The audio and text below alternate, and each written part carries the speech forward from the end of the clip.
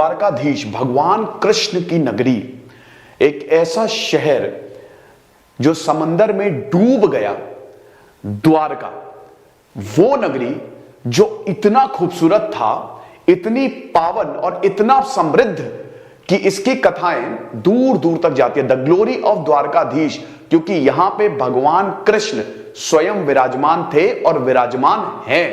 आज भी भगवान कृष्ण यहां पे हैं, तभी तो यहां पे कोई गरीब नहीं है, खुशी ही खुशी है।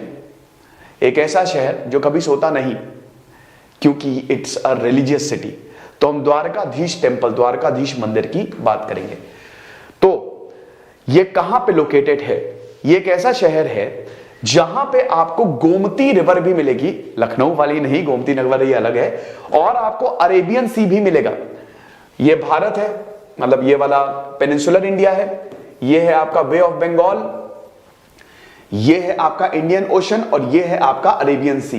तो द्वारकाधीश जो है वो गुजरात के एकदम कोस्ट पे स्थित है ना। तो इसलिए बहुत ज्यादा इंपॉर्टेंस बढ़ जाती है। लेकिन भाई देखिए, अल्टीमेटली सारी नदियां तो समुद्र में ही गिरती है ना, तो यहां पे आपको गोमती नदी भी मिलेगी और आपको अरेबियन सी, खैर समुद्र के किनारे ही स्थित है, और एक चीज और मिलेगी, भगवान कृष्ण का आशीर्वाद। अब भगवान कृष्ण का आशीर्वाद जो है वो आपको यूपीएससी के लिए भी मिलेगा। तो यूपीएससी के लिए मैं आपको बता देता हूं कि हमारी जो एनसीईआरटी है, NCERT polity plus history plus economy plus geography, combined NCERT आप ऐसे सेपरेटली भी ले सकते हो, कोई दिक्कत नहीं है। इसके प्राइस बढ़ने वाले हैं, क्योंकि दोस्तों मैं ये सारे के सारे लेक्चर्स जो एनसीईआरटी में मैं अपडेट करने वाला हूं।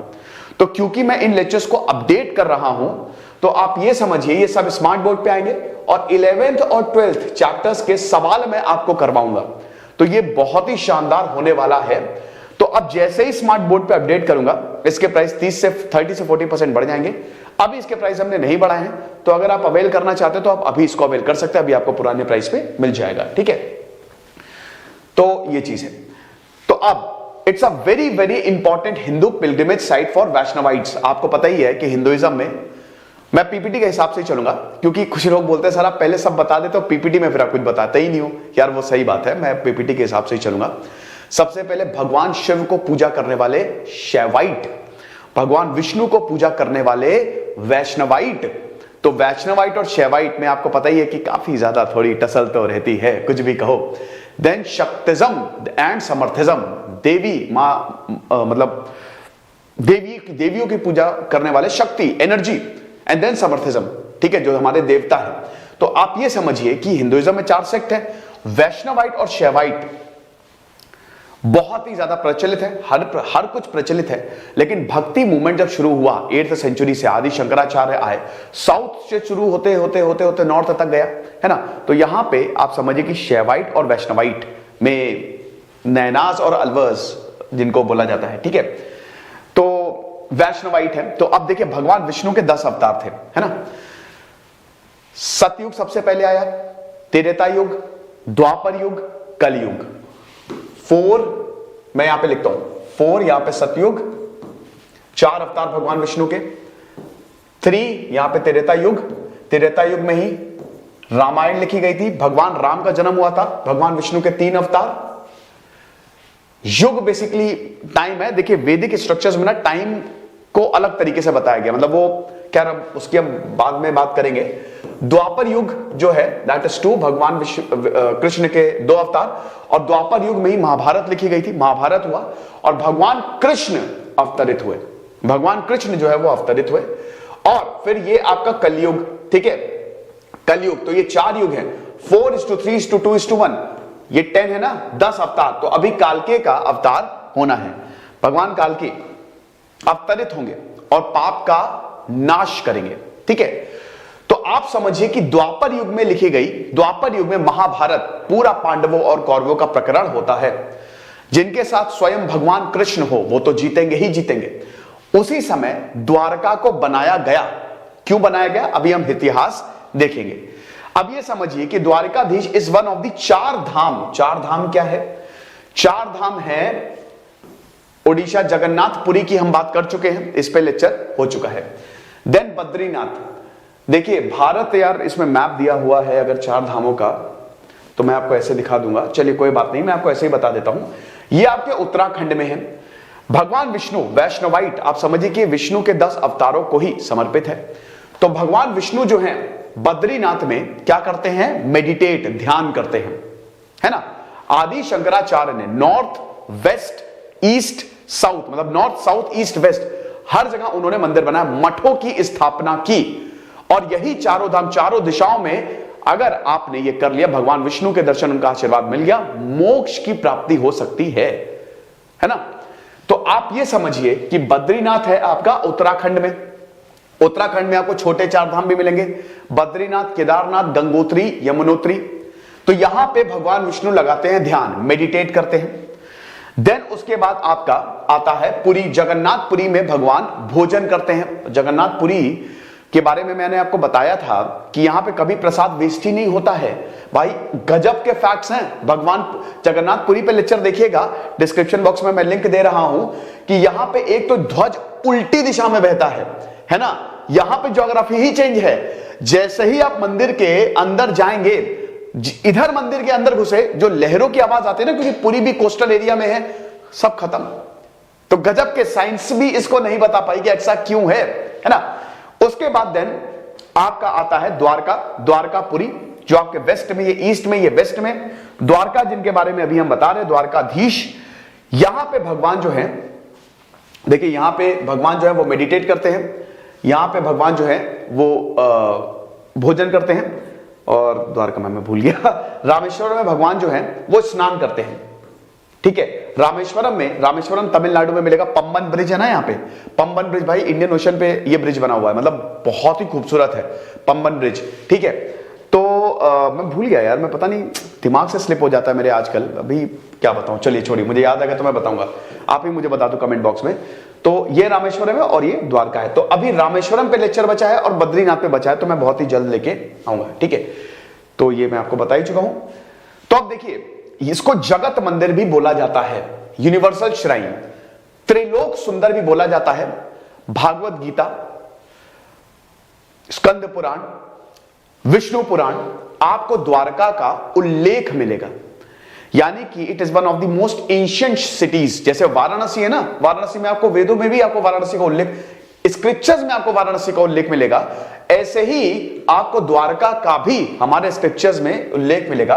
भाई हमारी हिस्ट्री है, रामायण महाभारत और इतिहास, समझ लो हिस्ट्री है हमारी, मजाक नहीं है। तो ये समझिए, इट्स अ साइट प्रोटेक्टेड, मतलब by the archaeological survey of India. अब ये समुद्र के पास है। भगवान कृष्ण की कहानी आपको पता ही है ना, भगवान कृष्ण के बारे में मैं थोड़ा सा आपको बता देता हूं, सभी को पता होगा सारे। देखिए, जो जिंदगी जीने का रास्ता है वो तो भगवान कृष्ण का ही है। तो आप ये समझिए कि हमारे धर्मों के बारे में तो कम से कम आपको पता ही होना चाहिए। भगवान कृष्ण वासुदेव पुत्र भगवान कृष्ण, देवकी पुत्र भगवान कृष्ण।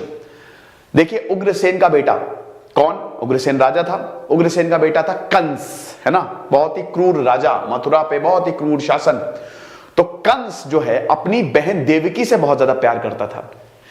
तो देखिए, बहुत लंबी कहानी है, मैं आपको शॉर्ट में निपटा रहा हूं। तो अब जब वो देवकी से बहुत प्यार करता था, तो अब शादी हुई, देवकी की शादी हुई वासुदेव के साथ। तो जब वासुदेव के साथ देवकी की शादी हुई, तो कंस जो है वो ससुराल ले जा रहा था।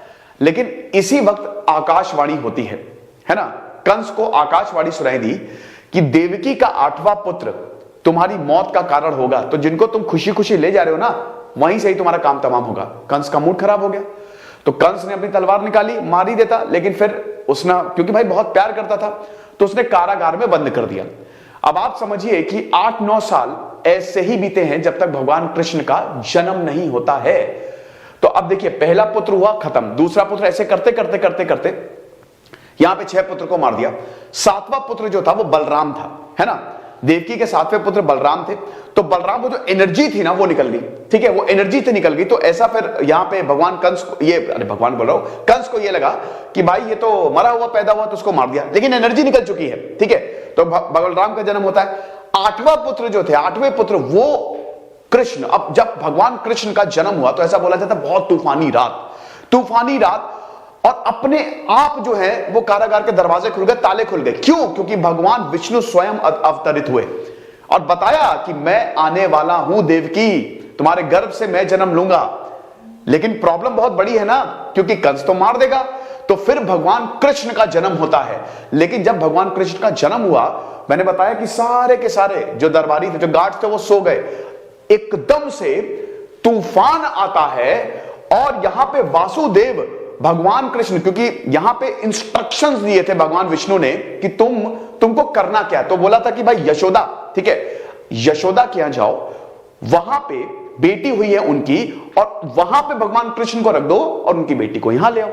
तो बस ये करने के लिए आपको बहुत लंबा सफर तय करना था, यमुना को चीरते हुए जाना था तूफानी रात में। भाई यमुना बट गई, यमुना बट गई। भगवान कृष्ण को टोकरी में रख के वासुदेव निकले और यमुना के दो, और पता है भगवान कृष्ण को कौन सुरक्षा दे रहा था? स्वयं शेषनाग। शेषनाग को टाइम बोला जाता ना, काल सर्प टाइम बोला जाता। तो भाई वक्त ही उनकी, वक्त भी भगवान कृष्ण के पास है, आप समझ रहे हो? तो स्वयं वो सुरक्षा कर रहे थे। और उसके बाद फिर हम ये देखते हैं कि भगवान कृष्ण यशोदा के यहां पहुंचे और वो बेटी यहां पे आई। लेकिन वो बेटी तो थी, मतलब वो भी एनर्जी थी, है ना? तो आप ये समझिए कि जब कंस आया मारने के लिए, ठीक है, तो वो अवतरित हुई, मतलब अपने ओरिजिनल रूप में आई और उन्होंने बोला कि अब तुम्हारा काल जो है वो जन्म ले चुका है ना, तुम्हारा काल जो है वो ऑलरेडी पहुंच चुका है, तो अब तुम बस अपने दिन गिनना शुरू कर दो कंस। तो इसीलिए फिर कंस ने बहुत पूतना को भेजा और इतने राक्षसों को भेजा, कोई कुछ नहीं कर पाया भगवान कृष्ण का। भगवान कृष्ण एकदम कूल चिल। तो ये हिसाब किताब था भाई। भगवान कृष्ण आप समझो कि मतलब आप इतना कुछ है, जब आप स्क्रिप्चर्स पढ़ोगे ना, तो भगवान कृष्ण ने मल्टीवर्स की बात कर दी है, ठीक है। भगवान कृष्ण वो आपने कहानी नहीं सुनी कि भाई आज ब्रह्म आए, कौन ब्रह्म? बहुत सारे ब्रह्म है, उस यूनिवर्स से ब्रह्म है, इस यूनिवर्स से ब्रह्म है, ऐसा कुछ। भगवान कृष्ण जब उनसे पूछा, एक बार क्या हुआ था कि बहुत शैतानी, बहुत कथाएं मशहूर है, लेकिन हर एक कथा से आपको एक स्टोरी पता चलेगी, आपको एक सीख मिलेगी, ठीक है। क्योंकि देखिए जब कहानी से हम किसी को कुछ बताते हैं, तो एक बार भगवान कृष्ण अपना मुंह नहीं खोल रहे थे, जब यशोदा ने बोला अरे मुंह खोलो, तो उन्होंने खोला तो पूरा संसार उनके मुंह में। ओ यशोदा मां वही बेहोश हो गई। तो मां यशोदा को ये पता था कि भाई मेरा बेटा तो अवतार है, मतलब कुछ तो है भाई, गजब है। तो ऐसा, तो ये भगवान कृष्ण की स्टोरी है। तो अब ये तो वैसे सब देखिए, अब कंस को, फिर कंस का वध किया भगवान कृष्ण ने, और फिर उसके बाद मां देवकी और वासुदेव को छुड़ाया। लेकिन उसके बाद क्या होता है? उसके बाद जरासंध का नाम सुना होगा। जरासंध को किसने मारा था? 18 बार मथुरा पे उसने आक्रमण किया। तो भाई भगवान कृष्ण को पता था कि यहां तो बहुत प्रॉब्लम कर रहा है जरासंध, तो पूरी की पूरी सिटी को उन्होंने द्वारका शिफ्ट किया, ठीक है, द्वारका शिफ्ट किया। और उसके बाद फिर जरासंध को बताइए किसने मारा था? हु किल, कौन से पांडव ने जरासंध का खेल खत्म कर दिया था? भाई इसकी भी कहानी बड़ी, ये दो, वो कहते हैं जरासंध जिसकी संधि नहीं कर सकते, ऐसे बीच से फाड़ा गया था। खैर आप बताएंगे मुझे किसने ऐसा किया था। तो ये चीज है। तो ये आप देख सकते हैं, अगर आपको द्वारका पहुंचना है, बहुत ही खूबसूरत ये है द्वारका। तो वैसे तो यहां पे जामनगर है, जो ये जामनगर है, ठीक है, ये नियरेस्ट एयरपोर्ट है और यहां से 147 किलोमीटर है। अहमदाबाद से भी ट्रेन से कनेक्टेड है द्वारका। अहमदाबाद से भी आप जा सकते हो, सीधा ट्रेन चलती है, आई गेस ओखा एक्सप्रेस कौन सी है, बहुत सारी ट्रेन चलती है। ओखा से भी आप जा सकते हो, डायरेक्ट रूट है, 438 किलोमीटर है अहमदाबाद से, और लगभग 8 से 9 घंटे लगते हैं। तो आप द्वारका, और जानते हो गुजरात में ट्रेन वेन लेट होती नहीं है, तो यहां से आप द्वारका जा सकते हो।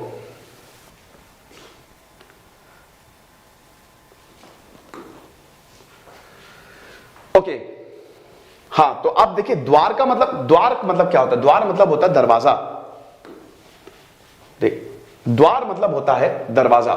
लॉर्ड कृष्ण, भगवान कृष्ण की धरती है ये, ठीक है, भगवान कृष्ण की भूमि है ये। तो द्वारकाधीश, द्वार मतलब होता है दरवाजा, धीश मतलब होता है लॉर्ड, यानी कि किंग ऑफ द्वारका, द्वारकाधीश। और उसके बाद वही है कि द्वारका को बनाने में भगवान कृष्ण ने 96 स्क्वायर किलोमीटर्स लैंड मांगा, समुद्र से लैंड मांगा कि मुझे इतना ज्यादा लैंड चाहिए, इतनी ज्यादा जमीन चाहिए, और समुद्र ने वो ग्रांट की। Lord Krishna is believe to have been, अब ये तो क्या मैं आपको बता ही चुका हूं। अब देखिए, sect believe that Krishna, the supreme deity of the universe, and hence his temple is known as history। देखिए इतिहास की अगर बात करें तो इस मंदिर को आज से 2500 साल पहले बनाया गया। भगवान कृष्ण के ग्रेट ग्रैंडसन पड़ पोते ने, वज्र नभ ने इसको बनाया आज से 2500 साल पहले। ओरिजिनल टेंपल जो था, अभी तो अगर आप पूरे शहर की बात करें तो 6 उसमें डिवाइडेड है, ठीक है, लेकिन ओरिजिनल जो टेंपल था it has umbrella like structure and an idol of lord Krishna.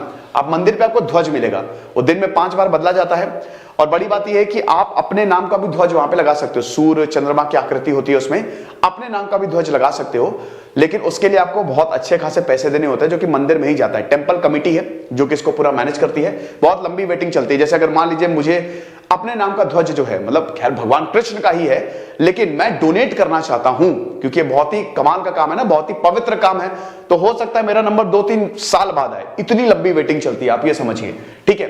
तो original temple had an umbrella like structure and an idol of lord Krishna according to temple administration. Among the various folklores, the temple was built overnight with the help of superpowers. एक दिन के अंदर अंदर इस temple को बनाया गया था, है ना, भगवान कृष्ण ने बस ऐसे किया, दैट्स इट, वो पूरा का पूरे टेंपल का निर्माण हो गया। जैसे सुदामा वाली कहानी नहीं है कि सुदामा को महल भगवान कृष्ण ने, सुदामा क्या सबको उन्होंने महल दे दिया, है ना। जब पता चला, क्योंकि सुदामा भाई बड़े ही चाह से गए थे कि भगवान कृष्ण उनको बहुत कुछ देंगे, लेकिन वापस लौट गए तो बोला कि अरे भगवान कृष्ण ने तो मुझे दिए ही नहीं, मतलब उनकी वाइफ ने बोला कि भगवान कृष्ण ने तो कुछ दिए नहीं, लेकिन बाद में जब वो वापस गए तब पता चला अरे बाप रे मैं यहीं रहता था, यानी कि भगवान कृष्ण ने सुदामा की छोटी सी कुटिया को महल बना दिया था और आसपास पूरा का पूरा एरिया डेवलप कर दिया था। तो वो तो खाली बस ऐसे करते थे ऐसा। तो in 800 AD the temple was renovated by the philosopher and the theologian आदि शंकराचार्य के बारे में, अद्वैत वेदांत, है ना, आदि शंकराचार्य ने ही 4 मठों की स्थापना की। द जीनियस फिलोसोफर आदि शंकराचार्य ने इसको बनाया। और उसके बाद देखिए इस मंदिर को ना कई बार तोड़ा भी गया है। गुजरात सल्तनत जब आई 15th सेंचुरी में, जो 1472 में इस मंदिर को तोड़ा भी गया था, मोहम्मद बेगरा ने इसको तोड़ दिया था, लेकिन इसको फिर बनाया गया, मराठाओं ने इसको रिपेयर किया, फिर ब्रिटिशर आया, ब्रिटिशर के पास गया। आजादी के बाद ये टेंपल जो है ये पूरा का पूरा जो है वो यहाँ पे भारत के पास ही है, मतलब अब तो सारे ही मंदिर जो है वो भारत के पास है और एक टेंपल कमेटी है जो इनको देखती है, ठीक है। मीराबाई का आपने नाम सुना होगा, मीराबाई भगवान कृष्ण के लिए पागल, उस समय समझिए, उस समय देखिए भाई मीराबाई की जो शादी थी वो एक राजघराने में हुई थी, लेकिन भगवान कृष्ण भाई 5 साल की उम्र से भगवान कृष्ण की एक बार बस बारात देखी कि मेरा पति कौन है, तुम्हारा पति तो वही ऊपर वाला भगवान कृष्ण, बस उसके बाद वो ऐसी दीवानी हुई ना कि उनकी जिससे शादी भी हुई थी, ठीक है, जो राजघराने में शादी हुई थी राजपूत परिवार में, वो उनको भी नहीं मानती थी, वो भगवान कृष्ण के ही में दीवानी हो गई। और उसके बाद हम ये देखते हैं कि जहां भगवान कृष्ण थे भाई वृंदावन गई, मथुरा गई और द्वारका भी आई, और बोला जाता कि मीराबाई भगवान कृष्ण की आइडल लेके, मूर्ति लेके समा गई और उसके बाद वो कभी नहीं दिखी, गायब हो गई एक तरीके से, ठीक है। तो यही चीज है, इसी मंदिर में ही भगवान कृष्ण की मूर्ति लेके गायब हो गई, मतलब ऐसा था भगवान कृष्ण की उनके ऊपर कृपा थी। मीराबाई की वैसे बायोग्राफी मैंने रिव्यू की है, आप देखिएगा। आर्किटेक्चर ऑफ द्वारकाधीश की अगर बात करें तो बहुत ही ज्यादा खूबसूरत टेंपल है दोस्तों, और यहां पे कम से कम आपको 50 सीढ़ियां जो है वो चढ़नी पड़ती है। मेन श्राइन जो है it has the idol of lord Krishna, 5 story building है ये, 43 मीटर का यहाँ पे स्पायर है, 72 पिलर्स आपको देखने को मिलेंगे और उन पिलर्स पे शानदार कार्विंग्स है, बहुत ही खूबसूरत कार्व किया गया है। Walls of the mythical creatures as well as popular legends and the Dwarkadhish temple is made up of limestone, है ना। मैं एक टेक में लेक्चर करता हूं, मतलब इसमें कोई एडिट नहीं होता है ना, जैसे आप अक्सर टीचर्स को देखते होंगे वो एडिट कर देते हैं। अब क्या होता है ना कि कई बार मैं कुछ चीजें भूल जाता हूं, जैसे आप देखिए अभी मेरे दिमाग से स्लिप हो गया, है ना, कि मतलब यहां पे क्या होता है, मैं एकदम दिमाग से निकल गया, और बल्कि द्वारका में तो ऐसा होना ही नहीं चाहिए था, अभी एकदम दिमाग से स्लिप हो गया। लेकिन वही है कि अब एक टेक में होता है ना तो थोड़ा सा, अब भाई मैं टेलीप्रॉम्प्टर तो यूज करता नहीं हूं आप समझ रहे हैं। The temple has 2 gates, 2 gate आपको टेंपल मिलेंगे, 2 गेट्स मिलेंगे टेंपल में, एक तो स्वर्ग द्वार साउथ में और एक मोक्ष द्वार नॉर्थ में। अक्सर मंदिरों में 2-3 गेट्स तो होते ही हैं, स्पेशली नॉर्थ और साउथ, बहुत महत्व है। सूरज उगता कहां से है और डूबता कहां से है, ठीक है, बहुत वास्तु में भी इसका जो मंदिर बनाए जाते हैं और जो घर भी बनाए जाते हैं ना, तो सूरज की पोजीशन को बहुत ध्यान में रखा जाता है। मोक्ष द्वार मींस विडो टू सैल्वेशन, ये तो आपको पता ही है, सैल्वेशन मोक्ष मतलब आपको पता ही है कि हिंदुइज्म में हर किसी को मोक्ष पाना है, इस संसार से, इस माया मोह से आपको मुक्त हो जाना है। The entrance connects the temple with the main market, यहां बहुत बड़ी मार्केट लगती है, तो आप वहां पे खरीदारी भी कर सकते हो। और उसके बाद स्वर्ग द्वार और gate to heaven leads to the Gomti river over 50 steps. मैंने बताया ना कि इधर स्वर्ग द्वार से जब आप जाएंगे तो आप सीधा गोमती नदी में पहुंच जाएंगे। बहुत ही खूबसूरत मंदिर है, बेहतरीन। बाकी उसके बाद रुक्मणी देवी टेम्पल। अच्छा, रुक्मणी देवी टेम्पल, रुक्मणी जो भगवान कृष्ण की वाइफ थी, वैसे भगवान कृष्ण की 16,000 पटरानियां थी। उसका रीजन यही था दोस्तों कि उस समाज में क्या होता था ना कि उस समय कोई अगर विधवा हो गई या किसी को, तो वो भगवान कृष्ण का ही नाम ले लेती थी, है ना। उसका रीजन ये था कि उस समय विधवाओं का जीवन बहुत खराब था, तो इसीलिए वो द्वारका आ जाती थी। यहां पे उनको बहुत ही इज्जत से देखा जाता था। और आज भी दोस्तों, आज भी जो औरतें सताई हुई होती हैं, ठीक है, वो भगवान कृष्ण के ही शरण में जाती हैं। आपको शायद पता नहीं होगा, आपको बहुत से वहां पे औरतें मिल जाएंगी जो भगवान, वो मंदिर में ही रहती है और सबको एक्सेप्ट करता है वो मंदिर। तभी तो कहते हैं ना भगवान कृष्ण का वास है। आज भी जिन औरतों को पति निकाल देते हैं या जो विधवा हो जाती है, वो आपको यहां मिलेंगी। ये है भक्ति, ये है भगवान। तो रुक्मणी देवी टेम्पल भी आपको मिलेगा, which is dedicated to lord Krishna wife, वही भगवान रुक्मणी देवी। तो अब देखिए, सेज दुर्वासा, देखिए ऋषि दुर्वासा तो श्राप देने के लिए ही मशहूर थे। तो भैया इसमें भी कहानी ऐसी है कि महल में जाने के लिए इनवाइट किया ऋषि दुर्वासा को, और उसके बाद भगवान कृष्ण और रुक्मणी साथ साथ चल रहे थे, दुर्वासा ऋषि भी साथ साथ चल रहे थे। लेकिन यहां पे अब माता रुक्मणी को प्यास लगी, तो उन्होंने बोला भगवान कृष्ण से कि मुझे आप थोड़ा पानी दे दीजिए। तो भगवान कृष्ण है, उन्होंने ऐसे गड्ढा खोदा और वहां से पानी निकला, दैवीय पानी निकला, और वो रुक्मणी को पिला दिया। तो अब यहां पे ऋषि दुर्वासा गुस्सा हो गया कि अच्छा, मेरी परमिशन के बिना तुम्हें कैसे पानी पिला दिया। उन्होंने श्राप दे दिया कि तुम अलग हो जाओगी। और उसके बाद फिर यहां पे इसीलिए इनका जो मंदिर है वो थोड़ा सा अलग बनाया हुआ है। ये लेक्चर था दोस्तों, ठीक है। द्वारका आप जरूर जाइएगा, 4 धाम जरूर करिए। और मैं भूल गया यार, मैं एकदम से दिमाग से स्लिप हो गया कि